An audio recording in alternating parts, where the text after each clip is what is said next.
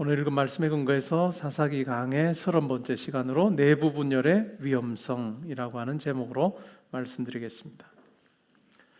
오늘 본문을 보면 승리 후에 시작되는 이상한 싸움입니다. 우리의 삶에서도 이와 같은 일들이 일어날 수가 있습니다. 교회일 수도 있고 직장일 수도 있고 가정일 수도 있습니다. 원했던 어떤 놀라운 일이 이루어졌습니다. 성공이라고 하는 말을 붙일 수 있는 것 같은 상황이 되었습니다. 처음에는 하나님께서 하셨습니다 라고 이야기하기 시작합니다. 그리고 각자 하나님께서 하신 일을 높이며 눈물을 흘리고 감사하고 박수칩니다. 그런데 좀 시간이 지납니다. 들려오는 이야기가 다릅니다. 왜 저 사람들만 칭찬해? 우리도 죽도록 일을 했는데 왜 몰라주지? 내 의견대로 했으면 더 잘 되었을 텐데 라고 하는 말들이 나오기 시작합니다. 전쟁은 끝났는데 마음 전쟁이 시작이 된 것입니다. 외적인 전쟁은 끝났는데 또 다른 전쟁이 시작되는 것입니다. 오늘 본문을 보면 암몬과 전쟁에서 입다가 승리합니다. 하나님께 주신 대승리였습니다. 근데 곧바로 형제 지파인 에브라임 사람들이 와서 시비를 겁니다. 왜 우리를 부르지 않았냐? 우리가 너와 너의 집을 불살라 버리겠다 이렇게 말합니다. 이제 밖의 전쟁은 끝났고 이겼는데 안에서의 전쟁이 이제는 시작이 되는 것입니다. 승리 뒤에 진짜 전쟁이 시작이 됩니다. 우리의 삶이라고 하는 것도 마찬가지 같습니다. 사람들은 외적인 뭔가를 얻으려고 합니다. 외적인 전쟁에서 내가 승리자가 되려고 그렇게 많은 노력을 기울입니다. 그런데 그 승리 이후에 내가 어떤 모습으로 사느냐, 또 다른 전쟁을 내가 어떻게 치르느냐라고 하는 것이 참 중요합니다. 저는 오늘 설교를 통해서 세 가지를 말씀을 드리려고 합니다. 첫 번째는 승리 이후에 드러나는 관계의 시험입니다. 두 번째는 하나님과의 관계의 중요성에 대해서 설명을 드리며 하나님과의 관계를 잊어버릴 때 인간의 관계도 깨진다. 그러나 하나님과의 관계가 원만할 때 사람들과의 관계도 좋다. 세 번째는 예수님께서 보여주신 섬김의 리더십 안에서 하나님께서 우리를 향해 가지고 계시는 그 평강의 삶이 뭘까? 그리고 그 같은 삶을 살려면 우리가 어떻게 해야 되는가라고 하는 부분에 대해서 말씀을 드리려고 합니다. 오늘 설교를 한 문장으로 정리를 하면 이렇습니다. 은혜를 기억할 때 관계가 살고 은혜를 잊을 때 관계가 죽는다라고 하는 것입니다. 은혜를 기억할 때 관계가 살고 은혜를 잊을 때 사람들과의 관계가 끝이 난다. 첫 번째로 승리 이후의 관계의 시험에 대해서 생각해 보려고 합니다. 우리는 본문을 통해서 아주 전쟁의 생생한 장면을 떠올려 볼 수 있습니다. 전쟁터에 먼지가 채 가라앉지도 않은 그 상황. 전쟁에 함께했던 참여했던 군사들은 지쳐 있습니다. 그러나 그래도 이겼어 라고 하는 안도의 숨을 내쉬고 있는 상황입니다. 그런데 저 멀리서 에브라임 지파 사람들이 떼를 지어서 올라옵니다. 눈에는 분노가 가득 차고 입에는 거친 말이 쏟아져 나옵니다. 왜 우리를 안 불렀어? 우리가 너와 너의 집을 다 태워버릴 거야 라고 그렇게 이야기합니다. 축하해 주러 온 사람들이 아니고 항의 시위대로 그들이 왔습니다. 이러한 행동을 보이는 에브라임의 마음에 뭐가 있을까요? 은혜보다는 체면이 있습니다. 그들이 해야 되는 말은 뭘까요? 하나님이 이기게 하셨다라고 하며 축하하며 하나님께로 영광을 돌려야 되는데 실제로 그들의 입에서 나온 말은 왜 우리 안 끼워줬냐? 그들의 중심에 하나님의 영광이 아니라 자기 지파의 체면이 있었습니다. 에브라임 지파는 아주 큰 지파였습니다. 요셉의 후손이었고 차지하고 있는 위치도 굉장히 중요한 지역을 차지하고 있었고 수적으로도 아주 많았기 때문에 이 에브라임 지파는 어떻게 하면 이스라엘 가운데 일어나는 이 일에 우리가 중심에 설 건가라고 하는 것이 그들의 관심이었습니다. 그런데 결국 이 암몬과의 전쟁에서는 그들이 참여하지 않았습니다. 그런데 승리를 거둔 후에는 자기들의 체면을 지금 내세우고 있습니다.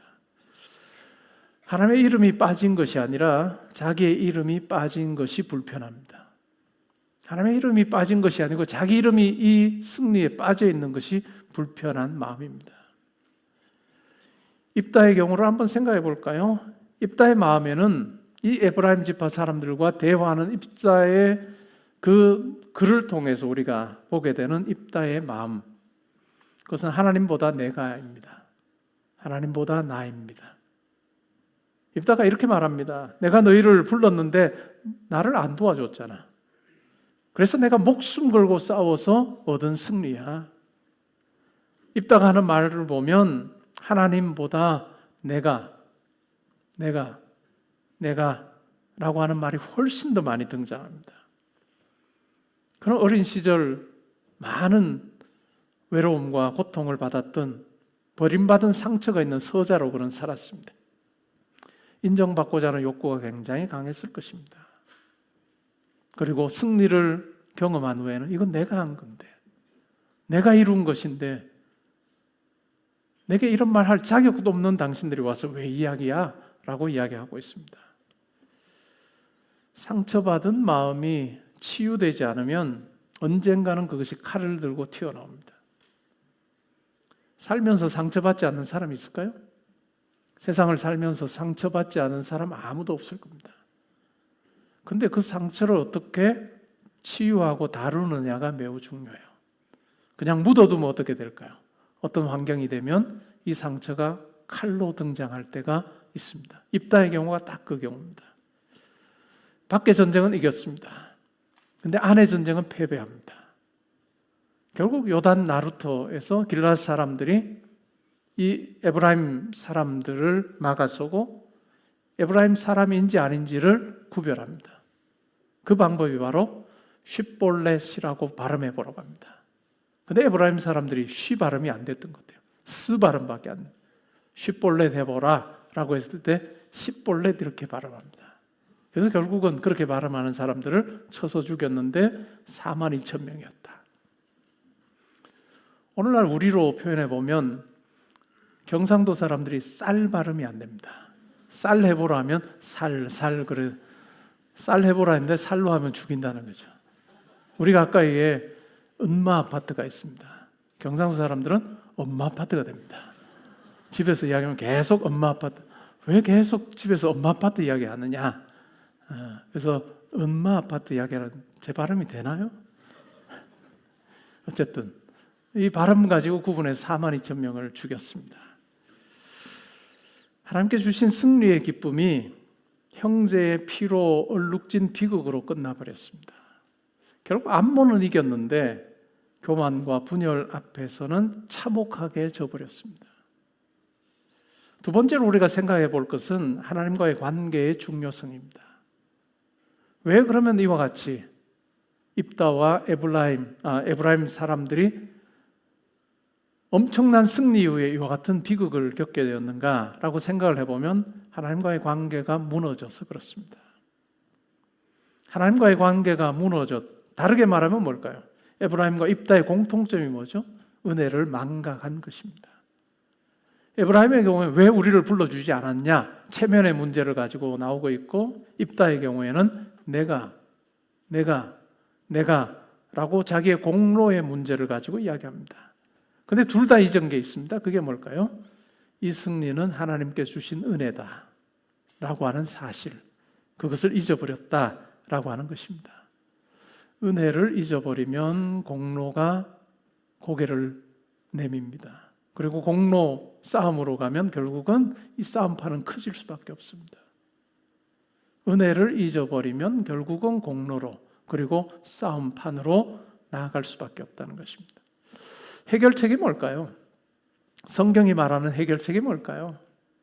우리가 하나님과의 관계를 바르게 하는 그 해결책이 뭘까요? 그것은 바로 받은 자 의식입니다. 내가 받은 자 의식을 가지고 사느냐 아니냐라고 하는 것이 중요하다는 거죠. 고린도전서 4장 7절에서 바울은 이렇게 말합니다. 내게 있는 것 중에 받지 아니한 것이 무엇이냐 이렇게 말합니다. 고린도 교회 성도들을 향해서 자랑하고 자기들의 것을 가지고 교만한 그들을 향해서 내게 있는 것 중에서 받지 않은 것이 있느냐? 다 하나님께서 주신 것 아니냐? 그런데 마치 받지 않은 자처럼 그렇게 행동하느냐? 이렇게 이야기하는 내용이 나옵니다. 고린도전서 15장 10절에 보면 바울은 나의 나 된 것은 하나님의 은혜로 된 것이다 라고 고백하고 있습니다.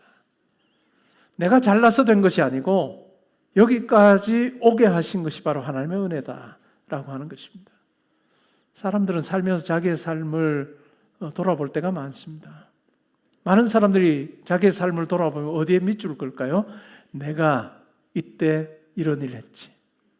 내가 이때 다른 사람보다 더 열심히 내어서 내가 이것 한 거지 라고 그렇게 내가에 밑줄 긋습니다.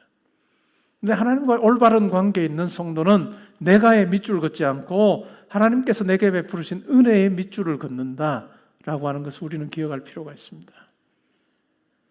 반면에 하나님과 올바른 관계를 가지게 되면 어떻게 될까요? 평강의 관계로 나아갑니다. 하나님과 화목한 사람은 사람과도 화목하기 위해서 애를 씁니다. 왜냐하면 하나님이 그러한 분이신지를 알기 때문입니다.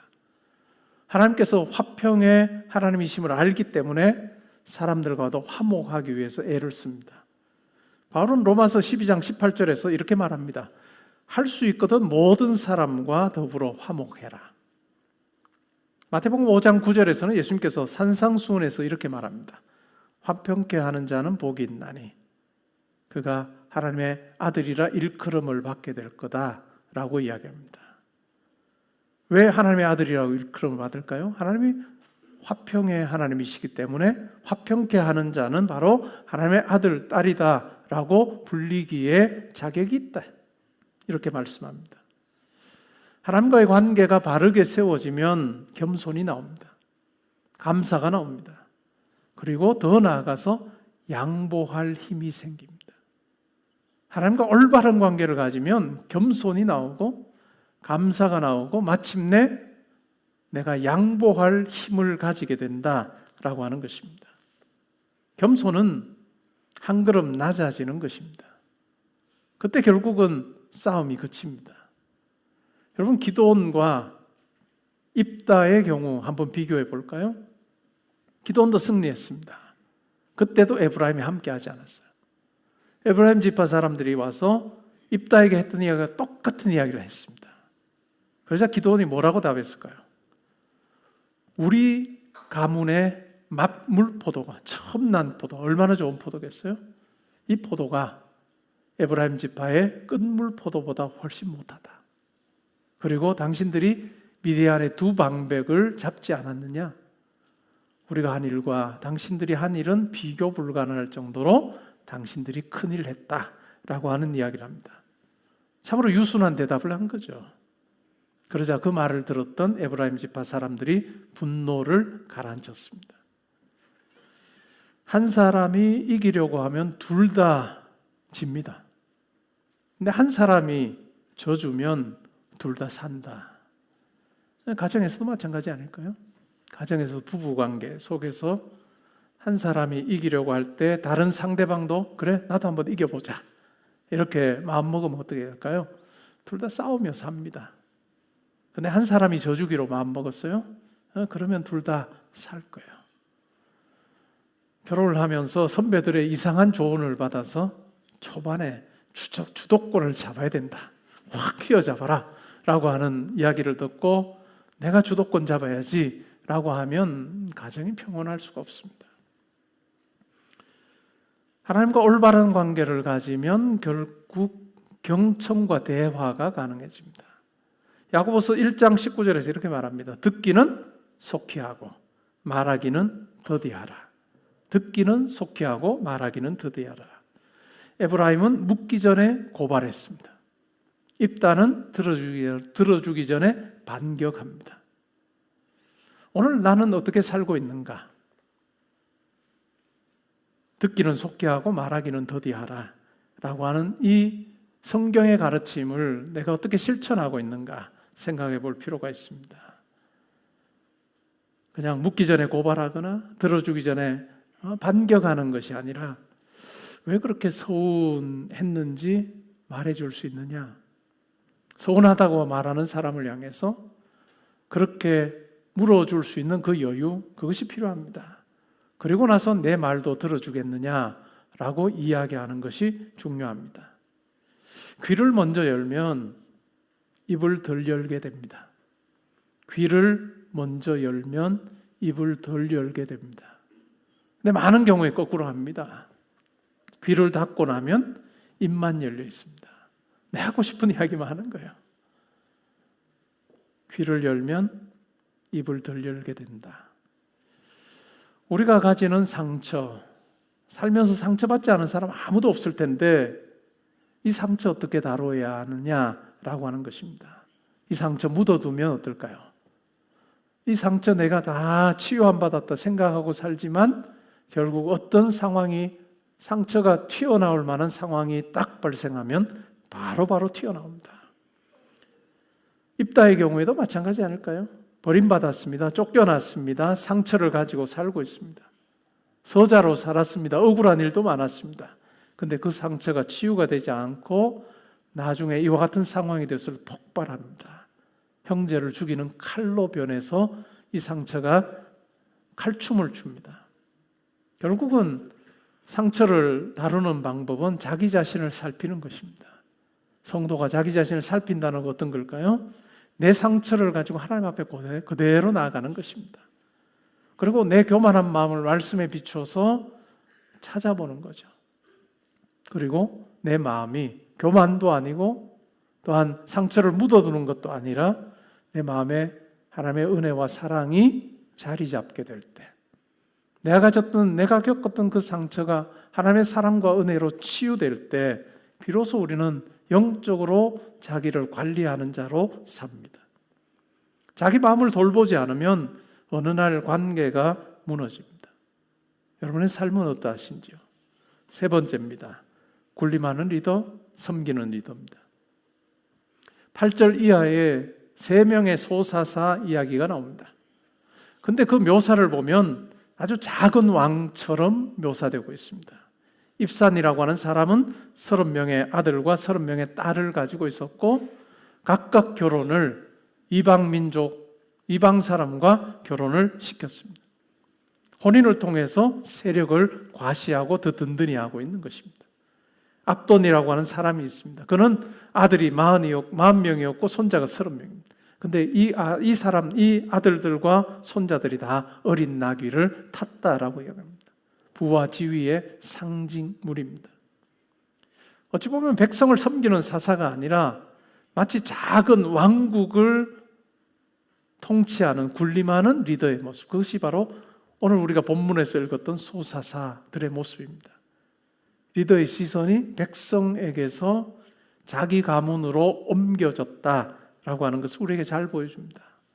체면을 중시한 에브라임, 자기의 공로를 내세웠던 입다, 그리고 하나님을 섬기고 백성을 섬기기보다 자기의 왕국을 이루기에 바빴던 이러한 소사사들과 아주 다른 한 분에 대해서 우리는 알고 있습니다. 그분이 바로 예수님입니다. 완전히 다른 리더십입니다. 마가복음 10장 42절부터 45절에 이렇게 말씀하십니다. 이방인의 집권자는 주관하고 권세를 부리지만 너희들은 그렇게 해서는 안 된다.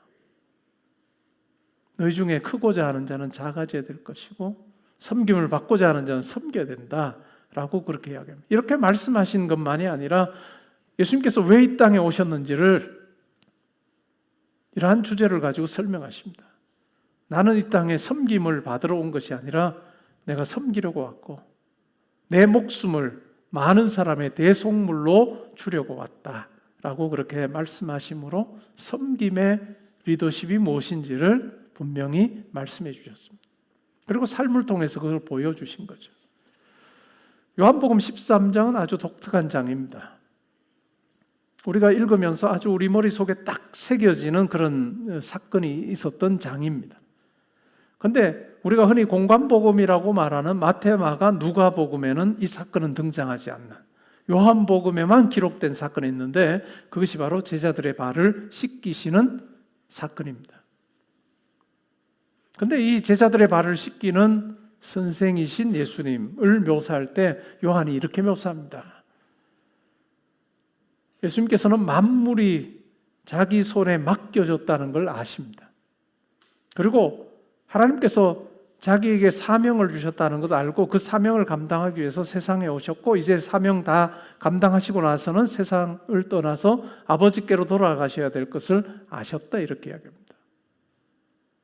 제자들의 발을 씻기고 있는 스승이신 예수님, 그분은 자기가 하나님으로부터 모든 만유의 권세를 자기 손에 위탁받았다는 것을 예수님께서는 아셨습니다. 그러한 분이 제자들의 발을 씻기십니다. 이것은 우리에게 시사하는 바가 아주 큽니다. 세상에서의 섬김은 도토리 키재기입니다. 자기가 가지고 있는 다른 사람보다 조금 더 가진 것 가지고 섬기려고 합니다. 물질일 수도 있고 재능일 수도 있습니다. 근데 자기가 조금 더 가진 것으로 섬기는 것은 한계가 있습니다. 그 범위를 넘어서면 감당을 못합니다. 근데 예수님은 어떤 분이시죠? 온 우주 만물을 창조하셨고 다스리는 권세를 아버지로부터 받으신 분이에요. 그 넉넉하신 분이 허리를 굽히고 제자들의 발을 씻기고 수건으로 그들의 발을 닦아주시고 계신다. 이 모습 속에서 우리가 하나님과의 올바른 관계 속에서 하나님이 어떠한 분이신지를 알고 내가 누군지를 아는 것이 중요하다라고 하는 가르침을 우리에게 줍니다. 내가 누구냐? 예수님께서 너무나도 분명하게 아셨던 것처럼 우리 성도로 살면서 내가 누군가를 알 때 억지로의 겸손도 아니고 억지로의 봉사도 아니라 진짜 봉사와 섬김을 할 수 있다라고 하는 것입니다.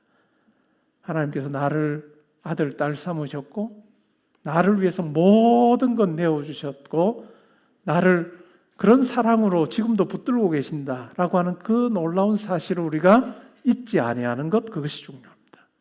그때 우리가 비로소 넉넉함에서 나오는, 내가 누군지를 아는 넉넉함에서 나오는 섬김을 하는 거예요. 도토리 기저귀 하는 섬김에서는요, 누가 조금이라도 인정 안 해주면 열불 납니다. 화가 나요. 힘들어요. 그러나 내가 누군지를 아는 자로 살면요, 씨 굽고 끝냅니다. 살면서 씨 굽고 끝내는 게 제일 좋아요. 남이 알아주지 않아도 씨 굽고 끝내는 이 여유를 내가 누리고 있느냐라고 하는 거죠. 세상 왕은 머리 위에 올라탑니다. 그러나 예수님은 발 아래로 내려가 씻기셨다는 겁니다. 우리를 향한 부르심도 마찬가지 아닐까요? 섬기는 리더입니다. 가정에서. 우리 가정이 이 정도 되는 동안에 내가 얼마나 많은 일 했는지 아느냐라고 이야기하지 않고 누가 먼저 섬길 것인가 라고 하는 것이 우리의 관심이 돼야 돼요. 교회에서도 마찬가지입니다. 왜 내가 이렇게 수고하는데 안 알아줘? 라고 하는 것보다 주님께서 하시는데 뭐 하고 은혜 안에서 한번 씩 웃는 거예요. 저는 우리 모든 성도님들이 이 씩 웃는 거 이 묘미를 터득하시면 좋겠어요. 남들이 알아주나 이거 되면 이제 알아주는 대로 가야죠. 들고 나 이거 하고 있어요. 바리새인하고 다른 게 뭐예요? 그죠? 헌금 엄청 하기 전에 그냥 나팔 한번 쫙 주목될 때 나 이 정도 냅니다. 나팔 크게 불고 구제해서 우리 이 정도예요. 그게 아니고 우리의 삶 그리고 우리 교회의 섬김은 남이 알아주지 않아도 주님이 아시면 된다 하고 몰라줘도 어떻게 한다? 씩 웃으면 되죠. 여러분 진짜 이게 엄청난 내공이 필요한 것. 씩 웃는 여러분 될 수 있기를 바랍니다. 씩 웃을지어다. 이상한 짓 하네 제가. 직장에서도 마찬가지 아닐까요? 직장에서도 묵묵히 섬겨가는데 매력이 있어요. 그냥 귀는 활짝 열어두고 말은 별로 안 하는데 자기가 다 해.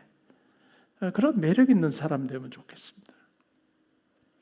많은 사람들이 위로 올라가려고 해요. 근데 우리 성도는 위로 올라가지 않고 한 계단 아래로 내려가서 섬기는 겁니다. 이 한 계단 아래로 내려가 섬긴다는 게 여러분 직급을 한 계단 낮춰달라 이런 의미가 아니고 한 계단 아래로 내려가서 사람들 대하는 거예요. 성도들이 내가 예수님 만나고 싶습니다. 그 이야기를 많이 해요. 근데 대체로는 한 계단 올라가서 만나려고 해요. 한 계단 올라가서 예수님 못 만납니다. 왜요? 예수님이 내려오셨는데 우리가 한 계단 내려가야 비로소 거기 계시는 예수님 우리가 만날 수 있다라고 하는 것입니다. 저는 우리 성도님들을 위해 기도할 때마다 또 우리 교회 학교 아이들, 우리 교회에서 자라는 아이들, 또 청년들을 위해서 기도할 때마다 항상 하는 기도가 있습니다. 각자 자기를 부르신 곳에서 있으나마나한 사람이 되지 않게 해주십시오. 더 나아가서 참 실력자가 되게 해주십시오. 자기 맡은 일을 잘하게 해주십시오. 그런데 대체로는 실력자가 어떨까요? 고개가 같이 들죠. 한 계단 같이 올라가가지고 군림하려고 하고 세상은 그렇습니다. 그러나 우리 성도님들은 정말 자기 분야에서 실력자가 되어도 한 계단 아래에서 사람들과 함께 살아가고 사람들에게 겸손하고 감사하고 사람들과 더불어 살아가는 그러한 삶이 있게 해주십시오. 실력은 참 좋은데 밥맛이야가 아니고 실력은 참 좋은데 삶도 참 본받을 만해 라고 하는 그런 모습으로 살기를 저는 매일의 기도에서 빼뜨리지 않고 저는 기도합니다. 말씀을 맺습니다. 오늘 본문 입다는 바깥 전쟁에서 이겼지만 안의 전쟁 망쳤습니다. 에브라임과 입다 모두 하나님 주신 은혜를 잊어버렸습니다. 공로와 체면 붙들다가 결국은 형제를 피로 죽이는, 형제를 죽여서 피 흘리는 같은 비극이 일어났습니다. 예수님의 모습은 정반대입니다. 섬기는 리더의 극치를 보여주셨습니다. 자기 손에 모든 것 가졌는데 도토리 키 재는 자가 보여주는 그런 어떤 섬김이 아니라 모든 것을 가진 그 넉넉함에서 우러나는 참 섬김을 보여주셨다는 것입니다. 오늘 이 말씀을 우리가 살피면서 세 가지 질문을 한번 던져볼까요? 지금 나는 어디에서 누구와 무슨 싸움 벌이고 있냐? 그냥 밖의 전쟁에만 관심 기울이고 그냥 마음의 전쟁 아무 상관없이 자꾸 높아지려고 더 많이 가지려고 하는 그런 모습만 있지 않은가? 그리고 마음의 전쟁 어떻게 치르고 있는가? 그 싸움의 한가운데서 나는 과연 하나님의 은혜를 기억하는 자로 살고 있느냐? 내 공로보다 하나님의 은혜, 내 감정보다 하나님의 사랑이 더 넉넉하다는 것을 내가 알고 은혜 가운데 거하고 있는가? 세 번째는 나는 군림하는 자로 사냐? 아니면 섬기는 자로 사느냐? 한 계단 내려가서 다른 이들의 발을 씻어주는 자로 살고 있는가? 한번 생각해 보면 좋겠습니다. 세 문장으로 마무리합니다. 은혜를 잊으면 싸움이 커지고 은혜를 기억하면 사랑이 크십니다. 밖의 전쟁보다 내 마음과 관계의 전쟁을 이기는 우리가 되면 좋겠습니다. 세 번째는 예수님처럼 아래로 내려가 섬길 때 우리 가정과 교회와 우리가 살면서 가지게 되는 많은 만남들의 평강이 찾아오게 될 것입니다. 예수님 닮아서 넉넉한 하나님 닮아서 그냥 도토리 키재기 하는 나를 드러내는 섬김이 아니라 정말 씩 웃는 그러면서도 예수님 닮아 잘 섬기는 우리와 더불어 많은 사람들이 함께 하기를 원하는 그런 매력 있는 복된 삶 사시는 저와 여러분 될 수 있기를 주님의 이름으로 축복합니다. 아멘. 우리 괜찮으시면 그 자리에 일어나셔서 오늘의 기도 읽고 찬양하겠습니다.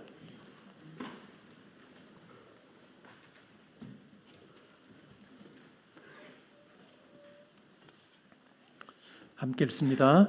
주님, 저를 뜻이 은혜의 자리로 돌이켜 주옵소서. 제가 받은 은혜를 잊지 않게 하시고 그 은혜가 가정과 교회와 모든 관계 속에서 겸손과 감사, 섬김과 화평으로 흘러가게 하옵소서. 예수님의 섬김의 길을 따르게 하시고 제가 있는 자리마다 분열이 아닌 평강이 다툼이 아닌 화해가 일어나게 하옵소서. 예수님의